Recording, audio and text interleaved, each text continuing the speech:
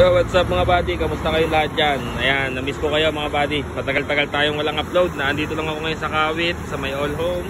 Ayan, tambay-tambay lang, no. So ito yung motor natin, yung Aerox 155, no. So yan pa rin yung gamit natin mga buddy. Isang dahilan mga buddy kung ba't hindi ako nakakapag-upload dahil sa aking camera.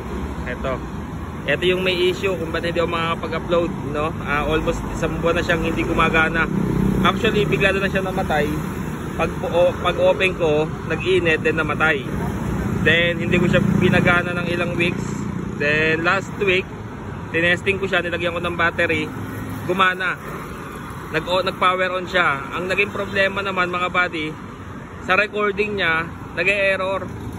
Nagre-record siya pero hindi siya nagpe-playback. And then bigla namamatay din and nagahang. Hindi ko matouch yung screen. So hindi ko alam kung anong issue nito.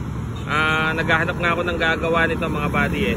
Kaya yun, kung meron kayong alam na magaling or maayos maggawa ng camera, leave nyo na yung comment nyo dyan mga buddy. Tag nyo na rin siya, baka sakaling matulungan niya ako, no? Yan ang dahilan kung bakit hindi tayo nakakapag-vlog mga buddy. Yung ating camera na SJ-Cam SJ8 Plus. Alright, so once na naging maayos na naman yung camera natin, balik na tayo sa pag-upload. And sana maayos na to, magawa tong camera na to. Dahil namimiss ko na rin mag long ride. Ayan, hindi tayo nakakabiyahe. Ayan ang motor natin, oh.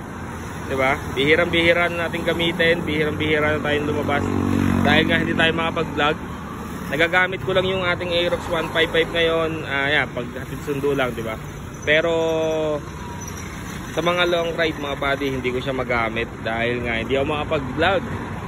Wala tayong may upload dahil dyan sa camera na yan mga buddy.